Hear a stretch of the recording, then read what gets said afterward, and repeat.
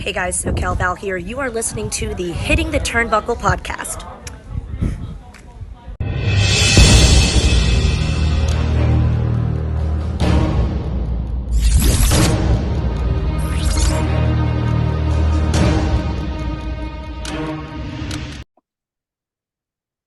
Welcome everybody back to the Hitting the Turnbuckle channel. It's me, Adam Cousins, and it's AEW. It's AEW Sunday, shall I say. And with that, I will introduce my glorious guest, our AEW guru, our problem child, whatever nickname gimmick that he wants to do this evening.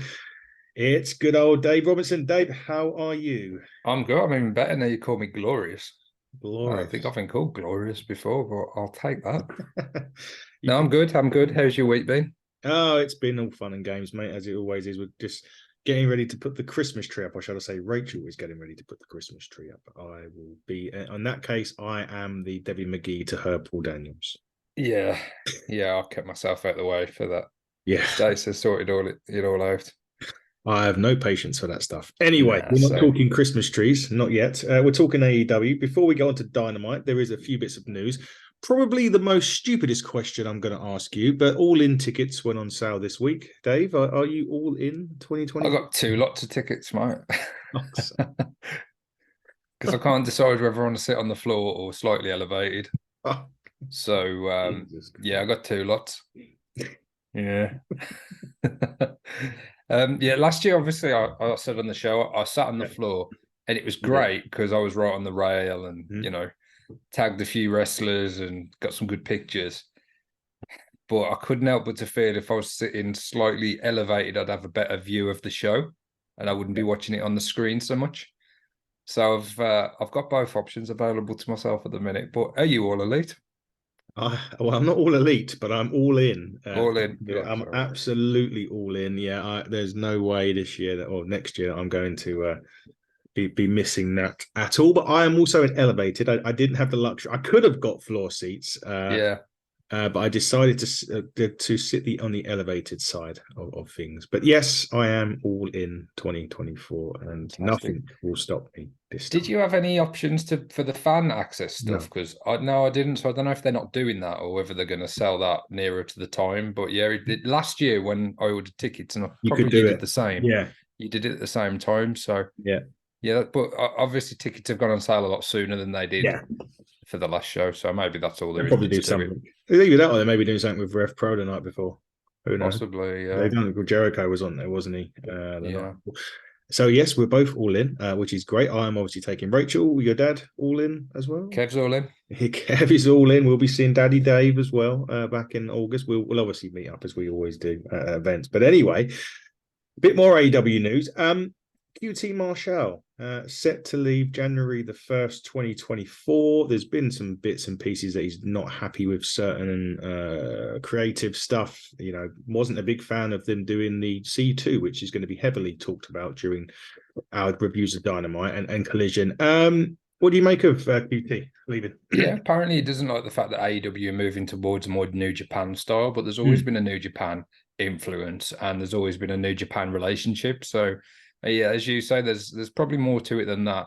I think he sees himself as a big star. He's obviously a fantastic wrestler, great trainer. A lot of people talk highly of him. Yeah, he's got a real close relationship and business relationship with Cody.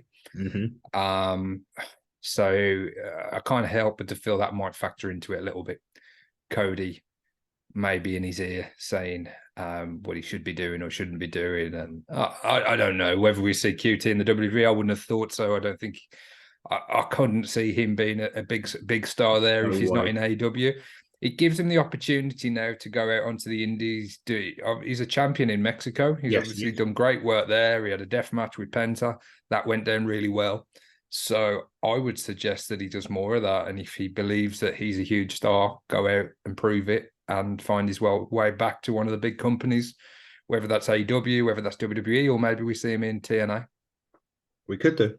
Maybe. Yeah. So he's a top wrestler and he's done some good stuff, but I don't think he's ever going to, as it stands, he's not going to rise above his current place on the card. I can't see him being in like a TNT title situation or an international title. So Yeah, if he's not happy, the best thing to do is to get out of there. It's a big loss for AEW in terms of backstage, but I don't think it's a huge loss for them in terms of the on-screen product. Definitely not. Someone else has been venting a little bit of frustration recently, and I don't necessarily agree with this one either. Matt Hardy has been saying that they've not utilized the Hardys properly. Is it difficult to utilize them when you just don't know what Jeff Hardy's going to show up? Yeah, I think that definitely factors into it, unfortunately, for Matt.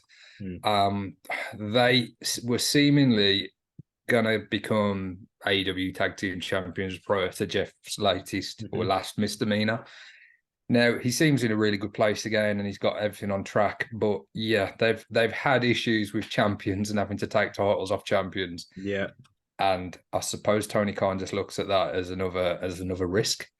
I do understand Matt Hardy's point in terms of they could work perhaps a bit more prominently with younger stars or being a bit of a program, even if it doesn't mean the tag titles. But it's such a stacked roster. There's so much talent there. I don't think the Hardys at their age were ever really gonna be in like that prominent position. They'll have the odd pay-per-view match, they'll have the odd feud. They'll pop up on Dynamite every now and again. Yeah. I'm not saying they're making up the numbers, but they've just got a lot of competition, particularly in the tag division. I think the work that they've done with Private Party has been pretty good. I enjoy Brothers A. It's interesting. He was talking about their characters as well, and we haven't really seen a heel Hardy. No. Like we saw the Broken Universe stuff with Brother Nero and Broken Matt, but we haven't seen like a dark side to this version of the Hardys, the traditional side to the Hardys. Yeah. So maybe that could be a way to move, and that would set up some interesting programs with a side to the Hardy Boys we're not used to seeing. Maybe we'll see. It's good that he wants to be more featured. You can't really, he doesn't want to just be there picking up a paycheck. He wants to be doing some important stuff or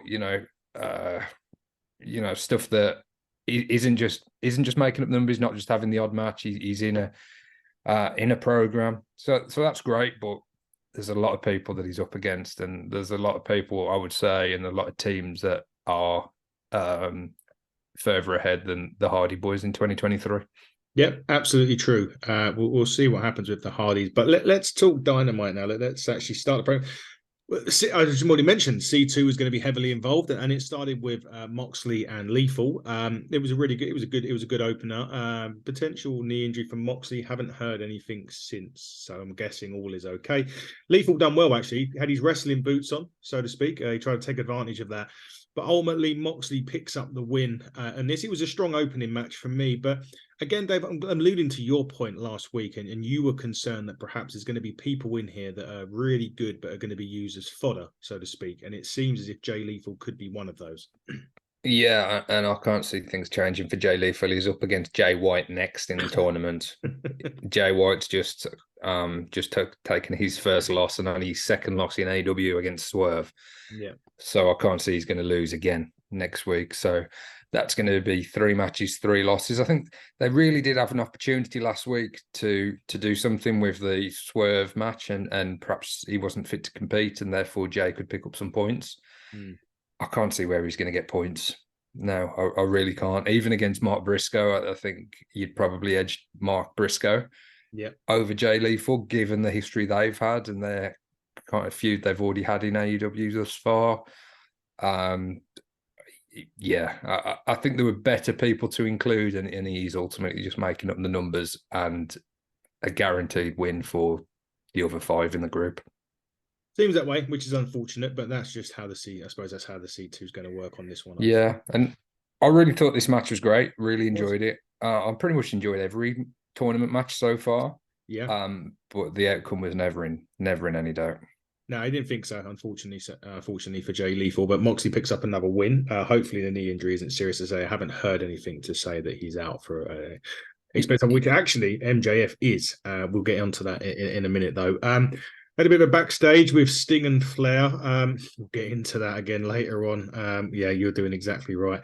Anyway, Sting's last match is in. We've already worked out it's going to be at Revolution. We'll touch on Ric Flair's Rampage speech a bit later. We'll leave that for now. But we'll move on to another C2 match. This was two people with 0 points, Roosh and Mark Briscoe. I know you're a big fan of Roosh. Totally different style from the first match, but just as entertaining. I mean, it was a hard-hitting brawl. It went everywhere. And this is, although Roosh picked up the win, it felt a lot closer than the first match. Yeah, and straight off the bat, they were just laying into each other. Yeah. Typical Roosh. Yeah, I was really disappointed he lost last week against Jay White. I was hoping that would be a point each. But Roosh matches aren't really 20-minute, 30-minute matches. They are kind of just, he's going to beat the crap out of you and you can survive him. So if you can find a way to beat him or roll him up or cheat to win, as Jay White did, then, good on you. But you're not going to walk out of there without suffering an absolute beating, which Mark Briscoe took. But he gave out as good as he got as well. And I thought this was great. This perhaps my favourite match of the tournament on the night. Mm-hmm. I think the different styles in the tournament have really come together and made some great matches. The heel and face dynamics sometimes have been a little bit, you have to kind of look past that, I suppose. But in terms of the physicality, in terms of the different styles, I think we've saw some really good action so far in the C2. And QT Marshall might not agree, but I think the tournament's been a great success for the company so far. Wrestling wise, loved it. I think it's been great. We cut backstage briefly. Tony Storm is defending the title next week. We now know it's going to be against Sky Blue. We'll talk again a bit more about that later on. Then the aforementioned MJF. We mentioned earlier that he has got a torn labrum. We're not sure where that's going to go, but ultimately he still carried on. He did cut a promo about how you don't have to be a massive bodybuilder to be a top guy, and Samoa Joe didn't get the opportunities in the WWE that he should have got. And ultimately, at this point, the Devil's Goons, or the lights go out, the Devil's Goons jump in, they beat up MJF, and then Samoa Joe comes out to make the save, and then the Devil himself, challenges him to a tag team match, i.e. with the Goons against him and Samoa Joe. Are we going to next week see perhaps who these Goons are? It would be quite fitting of an MJF story to kind of go through one by one, get through one obstacle after another and reveal one person after another.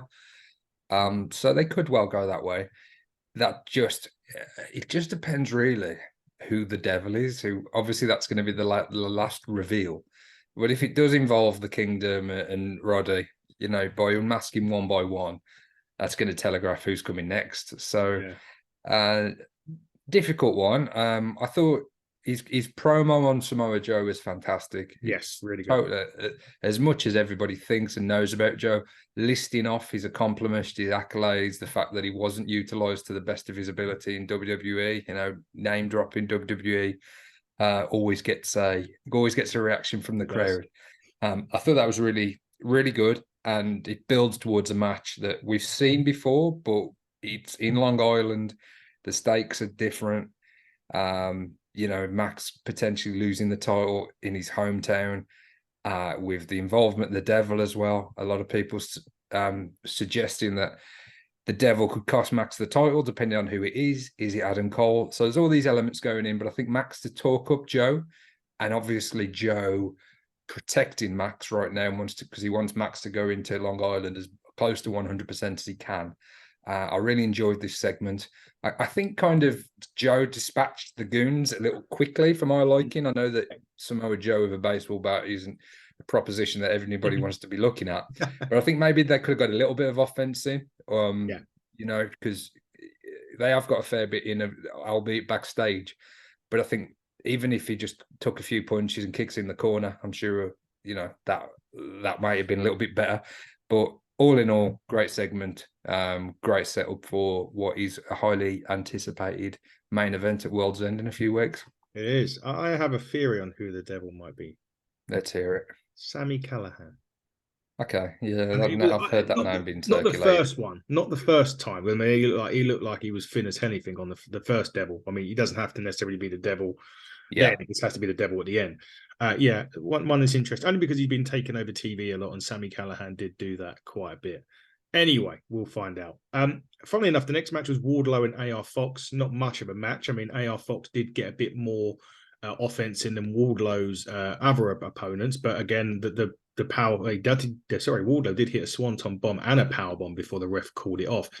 Did you notice what a lot of people have been speculating on social media?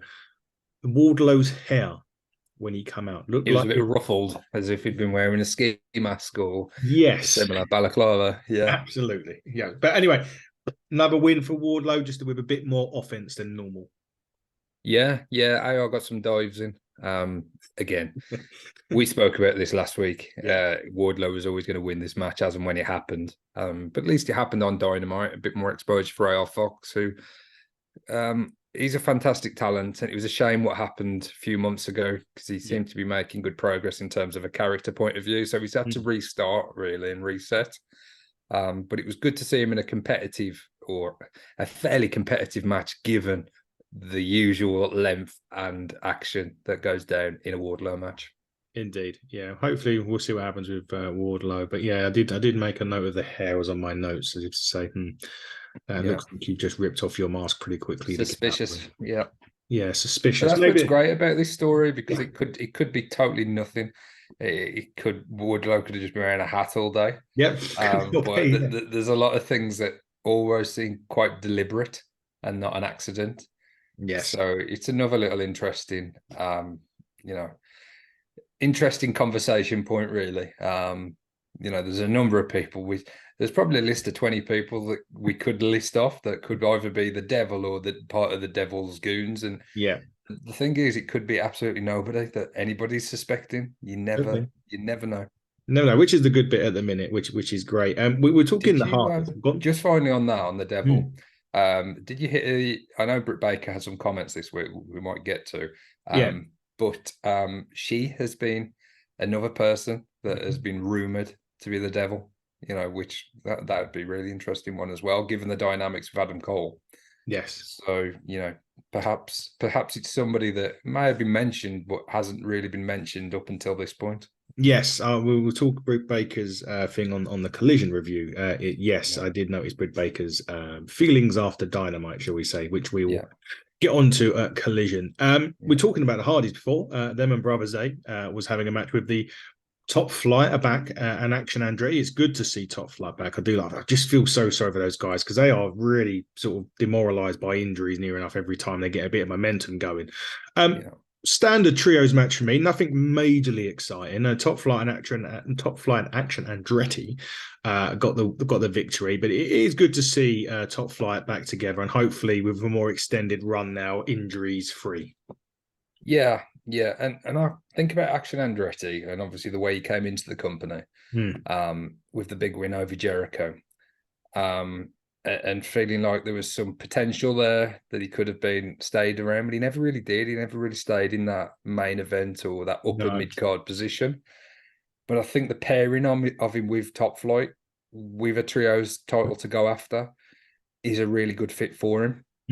He's a young guy, really talented, and he's not bad on the microphone as well. He can hold his own.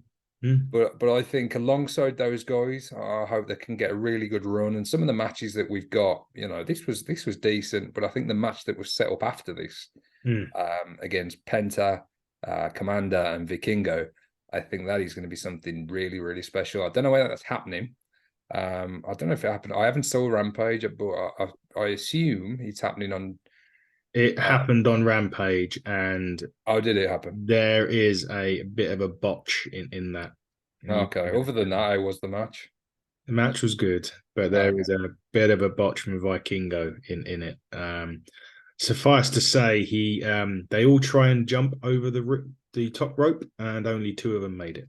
Oh, okay. It gets caught up. I shouldn't laugh. It's bad, but it just go and look at it on the internet. Yeah, right. I will catch up with Rampage. It was good though. To be fair, Rampage was decent. I have to say. Yeah, but I think that trio, Top Flight and Andretti, I definitely see them as potential challengers for the trios title. Yeah, definitely. I think this win could kickstart it for sure. Yeah. We move on to, you know what, man, and we always say on this show about pushing the women and all of this sort of stuff, but mate, this one was rough. Julia Hart, Emi Sakura. I try not to be negative as much as I can, but this just didn't work. And the ending for me, where the moonsault, she had to sort of kind of move back to get into. It just didn't work. This one didn't click at all, and we've said that before about particularly some of the women's division. Unfortunately, that might just be circumstantial. But yeah, it's difficult as well when you got so many top talent in the women's division that don't get much exposure, and then you get Emi Sakura, who is a legend in Japan and well respected pro, but to just bring her in for an odd appearance, I don't know. I think there was better options for Julia to face on Dynamite. Was it for the title? Yeah. Again, it's never in any doubt the outcome over. So I don't know. I'd much rather see perhaps a tag team match with Statlander and Sky Blue and Willow and people that we see more frequently. I've got no problem with them bringing in Emi Sakura for the odd match, but when it's a title match, when you're kind of trying to establish Julia Hart, they just didn't have the chemistry. There was no fluidity, and that's probably because they haven't worked together before or very much. Where there's girls in that locker room that spend a lot of time with each other, not just in the ring on TV, but backstage training in the ring before these shows take place. So they're not helping themselves by the booking, which isn't the first time that we've said that. No, exactly. Hopefully we'll get better next week. Talking of better, Christian Cage, really heavy promo with this. He brought out Adam Copeland. He was saying how Copeland's father died, and his father basically took him in. Jesus Christ! I was waiting for. I think the crowd were as well. There was a collective gasp when he mentioned that. Yeah, not knowing his dad, lining himself up to kind of offer him a spot in the patriarchy. Yeah, and then there was the thing about, obviously, I think his mum passed away as well, and he kicked that off, and he wants to do it. He wants to be a tag team, yada yada yada. The usuals, kind of the stuff that Edge was saying, just in a bit more of a twisted way that Christian likes to do. Copeland was having none of it. He ends up kicking Christian in the balls. Basically says, "Nice try, dumbass. Sleep with your title because next week it's coming home." Oh, and I almost forgot. Go fuck yourself, which they didn't edit out properly again for the second time. But this was a really strong promo heading into what's going to be a really good title match next week. Yeah, and nobody bought this at all, but it was still great. Yeah. It was so well executed. Christian's such a fantastic actor as well that it was just, although you absolutely knew that he was talking rubbish and whether. And he was just either trying to get out the match or he was trying to get Copeland to drop his guard so he could try something like he did and try and hit him with the title. It was a really, really enjoyable segment, and it's added to another strong week in terms of this development and this story and the subsequent match next week. Yeah. I'd like to fantasy book with you about the outcome of that because I've got a theory about that one as well. And I'm pretty confident that we're going to be seeing Nick Wayne's mom turn on Copeland and align herself with Mr. Cage. There you go, boys. Spoilers are done. What do you think? Have I got something there? Yeah, probably. I think so. I can't see Copeland winning yet. And I think Christian's one's only just getting started. So I don't really want Copeland to pick up, as much as I'm a big Edge Copeland fan. I don't want him to pick up a title straight away. So I think you're onto something there, maybe. Well, given the fact that she was in the ring while Copeland bashed her son's brains in with a concerto last week or the week before, I think there's kind of motive there, even though it was her own son that brought the chair into the ring. I think Christian will be able to spin something as explanation and justification for Shayna aligning herself with Christian. And that's how I see that going down. So you said last week, will there be a Montreal screw job? I think there could well be involving Mrs. Wayne. Mrs. Wayne. There could well be. You're right. Let's just quickly run down the card for next week. So we're going to get to the main event really, very shortly. Obviously, Christian Cage Copeland for the TNT title. We've got Tony Storm and Sky Blue for the women's title. Jay White and Jay Lethal in the C2, Swerve Strickland and Mark Briscoe in the C2, and John Moxley and Roosh in the C2.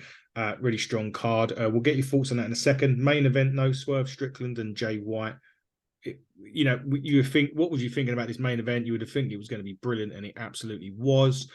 So I was a bit surprised. I mean, I know it was a roll. It was like a kind of roll-up victory for Swerve on this. I was just a bit surprised that Swerve picked up the win. Are they going with a losing streak for Jay White? Is he going to get more and more frustrated as this tournament goes on? I'm not sure. I think it's more so how highly they think of Swerve and the work that he's done this year, and just wanting to capitalize and keep building on it, to be honest. I thought, again, this was one that we haven't had any draws so far. And we look at matches, and AEW have always been very good at that. We don't get many screwy finishes. You don't get many DQs. You don't get many countouts, anything like that. There's normally a conclusive winner, whether it is a roll-up or, strategy, technical wrestling, or more often than not, that's what you'll see. And that's continued in this tournament. So, yeah, you could have definitely saw them playing taking the easy option, if you like, and letting it run the 20 minutes. But that wasn't the case. They both kicked out of each other's finishes. Swerve hitting the stomp on Jay White, and Jay White hitting a Blade Runner, and Swerve getting out the ring after that, which protects in that case, that protects the Blade Runner. But yeah, I was pleasantly surprised. Swerve is one of my guys. I look across the AEW roster, there's probably like 10, 12 guys that I'll say is my guys or my favorite wrestler, given what day of the week you catch me on. But Swerve's somebody, as soon as he came into the company, he's somebody similar to Roosh that I I'm a huge fan, can't get enough. Glad that he's finally this year made it his year. And the way he's going, he's got to be in contention for, if not a world title run, highly placed in the PWI 500 next year, I would imagine, given the victories that he's picked up and, the character development. I think at some point he's getting so popular, and you heard the crowd this week, he's a heel. Yeah. But I think he's naturally, or he's organically going to become quite a big baby face for the company, just because everybody loves him. No matter how dastardly or what things he does, the crowd absolutely loves Swerve Strickland. So yeah, I'm glad he's got the decisive win, and I fully expect him to go on now and win this side of win this side of the bracket. Yeah. John Moxley Roosh next week is going to be really interesting. I can't pick a winner there, given Moxley's injury as well, or physical condition. We'll see if that plays a part, but yeah, that's going to be a great match. But I think Swerve is the man that I predict that will be winning this side of the bracket. There you go. You heard it here first from Dave. Swerve could very well pick the bracket. What was your overall score for Dynamite this week? 7.5, I think. Yeah, I went. Go on. Carry on. I was going to say I went 7.25. So we're in the same thinking. I could have probably been convinced to bump it to an 8, but I think just the 7, like 70%. He's pretty strong, But I think sometimes some of the Dynamites we see, and I think next week he's going to be a real contender for perhaps more of a 9 out of 10, given the matches that we know where it is. Big match, Copeland and Christian. But 7.5 is like, a high score essentially. But we can't just give 8, 9 every week. No, so and I judge it slightly differently to how I judge other shows sometimes as well. But I judge it over everything that I've seen over the past few years from AEW. So yeah, strong show. Not my favorite show of all time in terms of Dynamite, but I enjoyed it nonetheless. And we got some great in-ring action. We did indeed. Now, before we went on Skype, just before we went on today to record this, I said to David if he was going to join us on the Eric Bischoff show that we're going to have. So in a couple of weeks, I can now reveal a date. It's the 14th of December. We'll be sitting back down with Eric Bischoff. And you, my friend, may have a few words for Mr. Bischoff, which I'm looking forward to hearing. Because I know you're a big AEW fan, and he did quite crap on AEW a little bit during this show. So it'd be good for you to ask a few questions to Mr. Bischoff. Which is I'd like to just have a discussion with Eric and kind of I want to understand how he feels AEW can improve, or the things that he criticized the company for. What would he do differently, or what would he suggest? Because as you said, I'm a huge AEW fan, but I was a huge WCW fan, huge Bischoff fan, to be honest. You know, I think AEW, and this is what I've spoke to you kind of privately as well. AEW is a very different option to the WWE. It's kind of after a different audience. It's not, you look at a WWE crowd and you can have 50% kids. AEW crowd is probably more like 20%, so there is definitely a demographic that they're going after. So, and I think the product is different. It is edgier. I watched the War Games match from Survivor Series. I thought it was a good match, but there was no blood and no real severe violence, which if AEW does a blood and guts match, which is the comparisons for the same match essentially, it's a very different thing. Now I enjoyed both. I enjoyed the blood and guts with the blood, the gore, the thumbtacks, the broken glass, the chairs, and I enjoyed WWE style to it as well. But I don't think you could say one is right and one is wrong. But listening to your guys' interview with Eric, he absolutely hated the Texas death match between Swerve and Hangman. No. And I want to kind of dive in. Is that just because of the drinking blood spot, or is it the rest of it? So I've got a lot of questions for him. Obviously, in a respectful way. I'm a huge fan of Eric. But predominantly you go, you love everything, lad. Andy's more of a WWE fan, as he admits himself. So I'd just like to challenge him a bit more on his comments, on his opinions, and ultimately what he thinks AEW and Tony Khan need to do to have long-term success. There you go. We'll find out. Also coming up, I've got a chat with CJ Carter again this week. All things Ignite for Ignite end-of-year review. And I'm just finalising dates. I mentioned it on the SmackDown review. If you were a fan of WCW, you may remember the tag team of Chronic that was there. You may also remember a guy called Adam Bomb that was in WWE, Mr. Brian Clark. He will be coming on the show, probably be our first guest of 2024, by the way it's looking. But we'll find updates and we'll confirm it on socials as normal. But Dave, thank you for your time this one. We are going to literally, just because it's a Sunday night, we're going to do 2 recordings in a row. We will be switching our screens to Collision and we'll be right back to do the Collision review. But Dave, as it's AEW, I always let you end the show. So please go ahead. So it's time to temporarily bid you all adieu, goodbye, mwah, and good night. Bang. And stay safe.